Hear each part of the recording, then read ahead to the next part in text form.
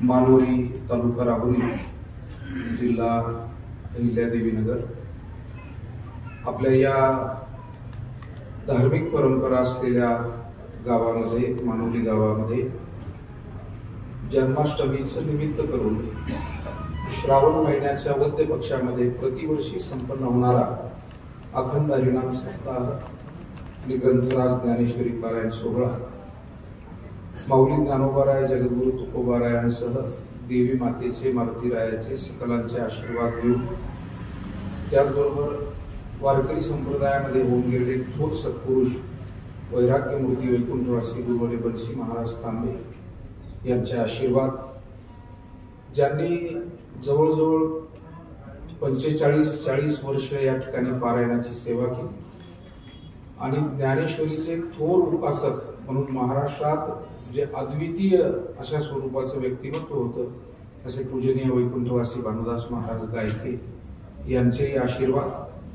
गुरुवर्य परमश्रद्धेय आपले सर्वांचे मार्गदर्शक भास्करगिरीजी महाराज यांचेही आशीर्वाद घेऊन प्रतिवर्षाप्रमाणे आदरणीय आपले संभोगिरी बाबा गोसावी हरिभक्तीपरायण चौगुले महाराज यांच्या मार्गदर्शनानं हा अखंड हरिनाम सप्ताह संपन्न होतो।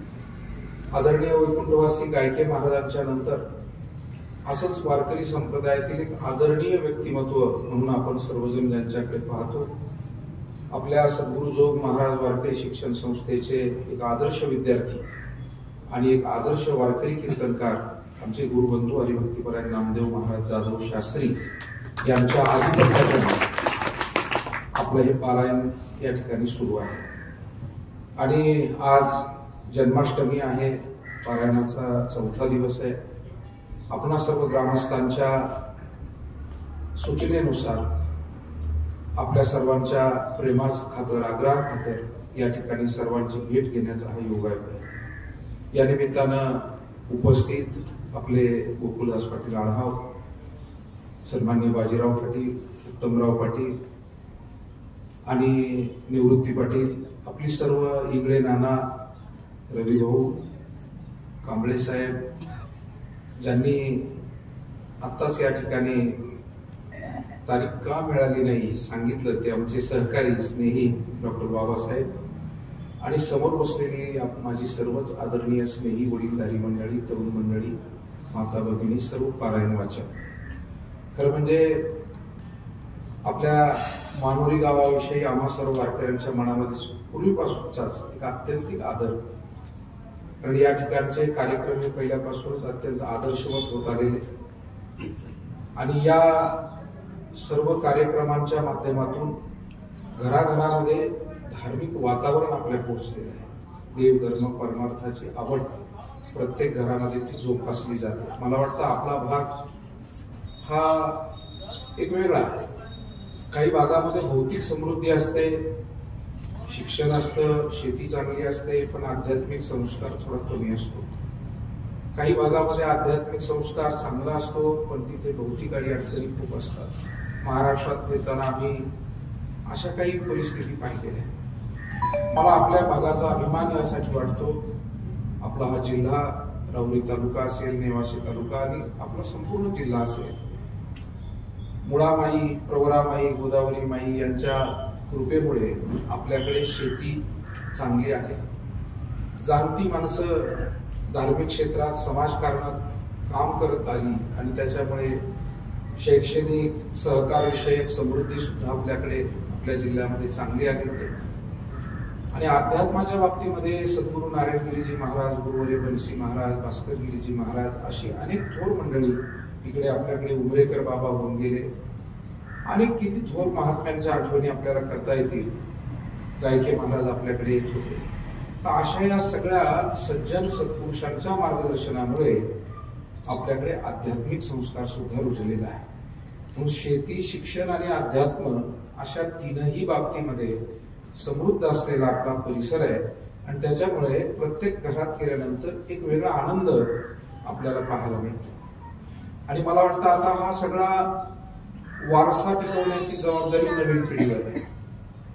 नवीन पिढीनं आपली शेती सांभाळताना, शिक्षण घेताना, नोकरी व्यवसाय सांभाळताना आपल्या वाडवडिलांच्या साधू संतांच्या ज्या अध्यात्म परंपरा त्यांनी आपल्याला घरामध्ये गावामध्ये ज्या काही परंपरा घालून दिल्या, घरात सुद्धा घरातली देवपूजा झालीच पाहिजे, वडीलधाऱ्यांची काळजी घेतली पाहिजे, आलेल्या अतिथीचा सन्मान झाला पाहिजे, घरामध्ये घरपण टिकून राहील यासाठी निर्व्यसनी सदाचारी अशा पद्धतीचं वर्तन तरुण पिढीकडून अपेक्षित आहे, ते झालंच पाहिजे, तरच हा वारसा टिकणार आहे.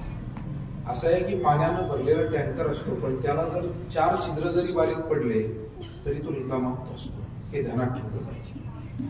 त्याच्यामुळे आज आपल्याकडे काय, यापेक्षा टिकवायचं कसं याला फार महत्व आहे. आपलं नाव, आपली कीर्ती, आपला प्रपंच, आणि ह्यासाठी मला वाटतं हे पारायण सोडले की वडीलधारी माणसं हा संस्कार जपूनच पुढे चाललेली आहे. पण तरुण पिढी सुद्धा चांगली, तरुण पिढीमध्ये अनेक आमचे चांगले बांधव आम्ही पाहतो, बंधू भगिनींना पाहतो, चांगलं काम करतात, पण समोपचारानं, सौजन्यानं आणि सद्विचारानं वागणं.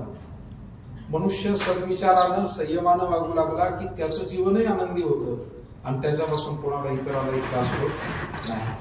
तुकोबाराय म्हणले, कोणाही जीवाचा न घडावा मत्सर, वर्म सर्वेश्वर पूजनाचे. आणि म्हणून जन्माष्टमीचा हा सोहळा होत असताना भगवान श्रीकृष्णाने सुद्धा सतत आयुष्यामध्ये संघर्ष केला, स्वतःच्या वाट्याला दुःख घेतली आणि इतरांना सुख दिलं.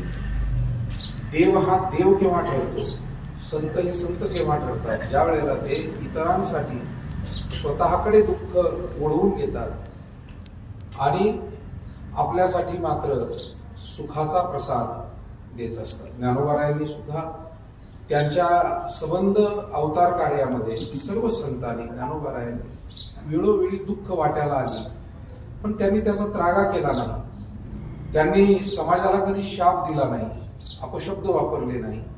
उलट ते समाजासाठी सुखाचीच प्रार्थना करत राहिले. किंबहुना सर्व सुखी पूर्ण होऊन निरोगी भजिजो आदिपुरुषी अखंडित. या भावनेनं भगवान श्रीकृष्ण परमात्मा सुद्धा जन्म झाल्याबरोबर वसुदेव देवकीचा निरोप घेऊन वसुदेवांनी त्यांना गोकुळामध्ये आणून सोडलं.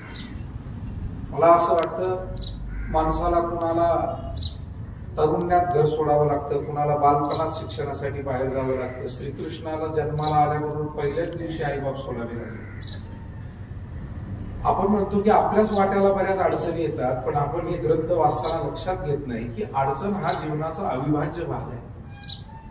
देवही त्या अडचणीतून जातो, संतही गेले, आपल्याही वाट्याला थोड्या. कारण असं आहे की आम्हाला शाळा पाहिजे पण परीक्षा नको, असं म्हणता येईल काय? शाळा पाहिजे पण परीक्षा नाही. आम्हाला प्रवास पाहिजे परंतु आदळआपट नको, असं म्हणता येतं का? प्रवास जर पाहिजे तर आदळआपट घ्या. तसं आम्हाला जीवन पाहिजे पण संघर्ष नको, दुःख नको, असं म्हणता येत नाही. जीवन हा एक प्रवास आहे. जसा रोजचा प्रवास आपण खास खळग्यातून, वळणांवरून अशा पद्धतीने करत असतो, तसं जीवनाच्याही प्रवासामध्ये अनेक प्रकारची वळणं येतात, अनेक प्रकारचे खाचखळगे येतात, अडथळे येतात, जीवावर बेतणारे प्रसंग येतात.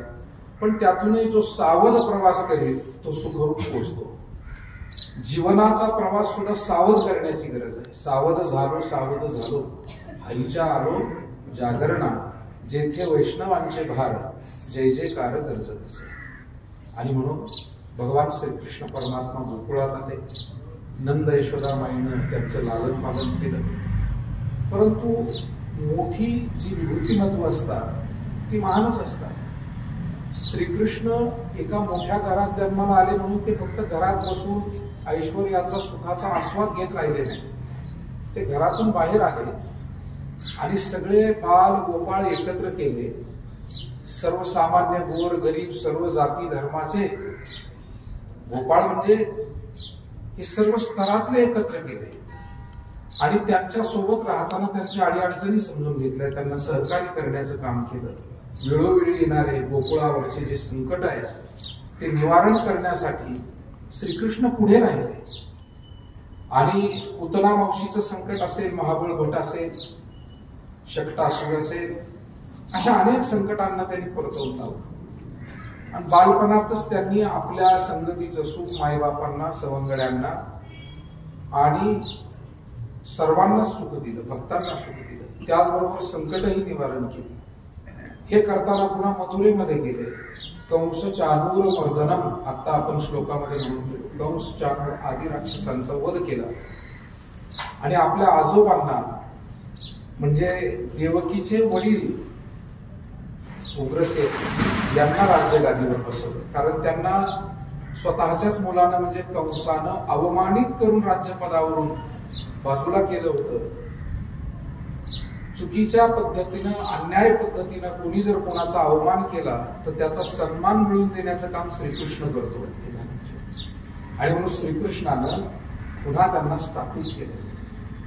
आणि आपल्या वडिलांच्या सूचनेनुसार श्रीकृष्ण तदनंतर उज्जैनला आले. सांदीपनी ऋषीच्या आश्रमात, सांदीपनी ऋषीच्या आश्रमात येऊन सर्वसामान्य गुरुबंधूंप्रमाणे ते सर्वसामान्यांमध्ये राहिले.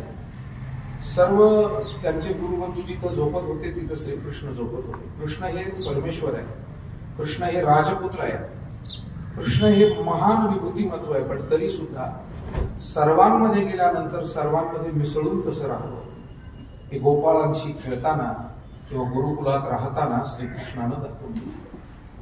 अगदी सर्व मुलं सरपण तोडायला जायची, कृष्ण त्यांच्याबरोबर. सर्वजण पाणी आणायला जायचे नदीवरून, कृष्ण त्यांच्यासोबत. गुरुमाईला स्वयंपाक करण्यासाठी मदत करू लागायचे सर्वजण, कृष्णही मदत करू लागायचे. मला असं वाटतं की चांगलं जीवन घडवायचं असेल तर तुम्हाला सर्वसामान्य होऊन राहावं लागतं.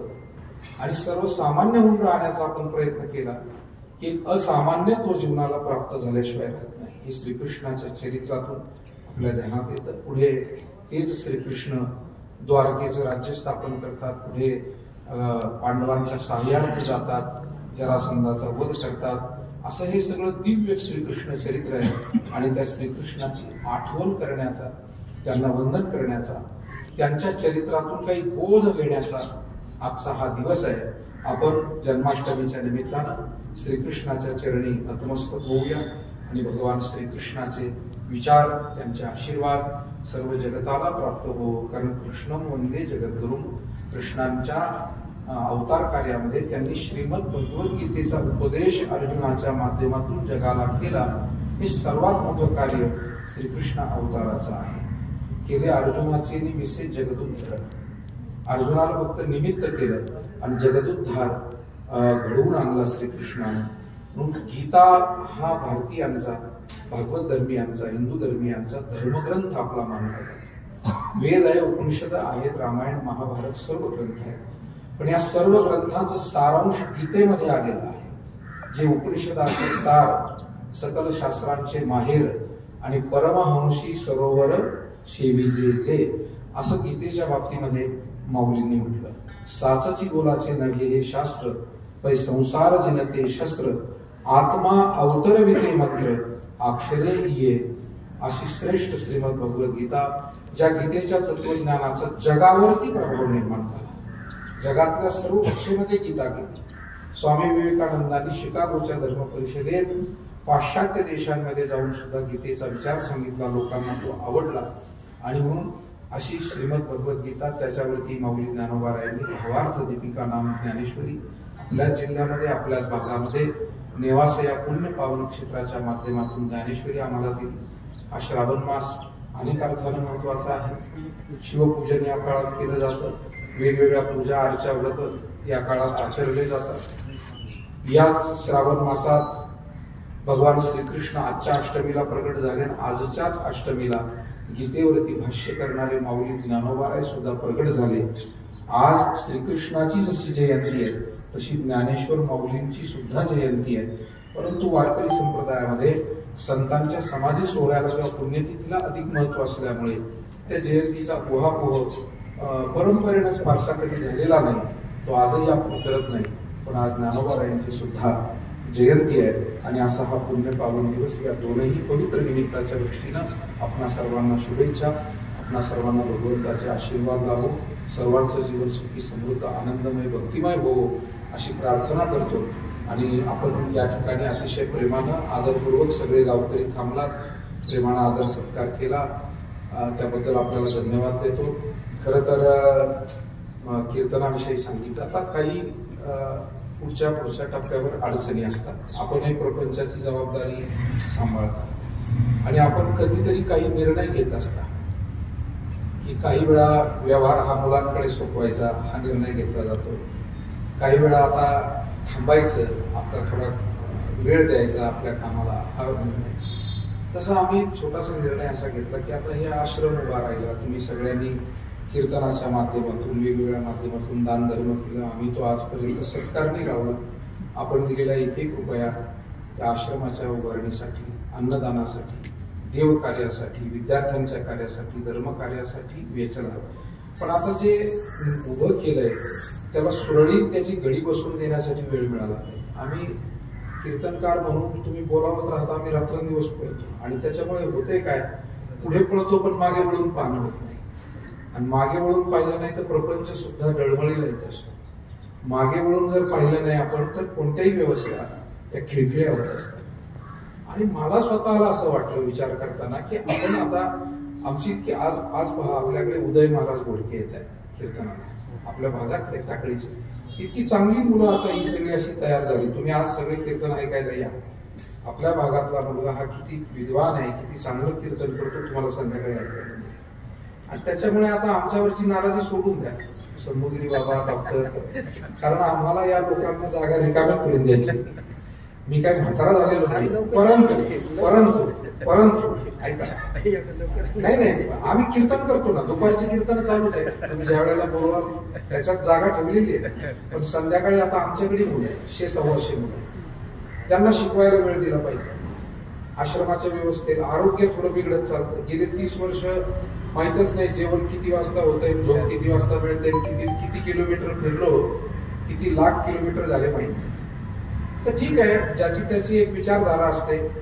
माझी स्वतःची विचारधारा अशी आहे की प्रत्येकानं थांबलं पाहिजे, माझी व्यक्तिगत विचारधारा आहे. आणि त्याच्यामुळे दुपारची कीर्तन चालूच आहे. ज्या ज्या वेळेला योग येईल त्या वेळेला कीर्तन होतच राहतील. तुम्हा सर्वांची भेट होईल. आम्हालाही करमणार नाही ना तुमची भेट नाही झाली तर, असं थोडंच आहे. तुमची एकट्याची अडचण नाही, आमची पण अडचण आहे. परंतु त्या विद्यार्थ्यांसाठी वेळ देणं, थोडा आरोग्यासाठी वेळ देणं, थोडा आश्रमासाठी वेळ देणं हे मला अगत्याचं वाटलं. आणि म्हणून त्याचा आपण एक सकारात्मक अर्थ घेऊन आपण त्या गोष्टीकडे पाहावं अशी आपल्याला विनंती करतो आणि थांबतो. रामकृष्ण हरी. आमचे पत्रकार बंधू मकासरे साहेब, राजू भाऊ होते, राजू भाऊ आहेत, राजू भाऊंनाही धन्यवाद देतो. मकासरे साहेब असतील, गावातील आपले इतर पत्रकार बांधव असतील, सर्वांना धन्यवाद देतो आणि थांबतो. रामकृष्ण हरी.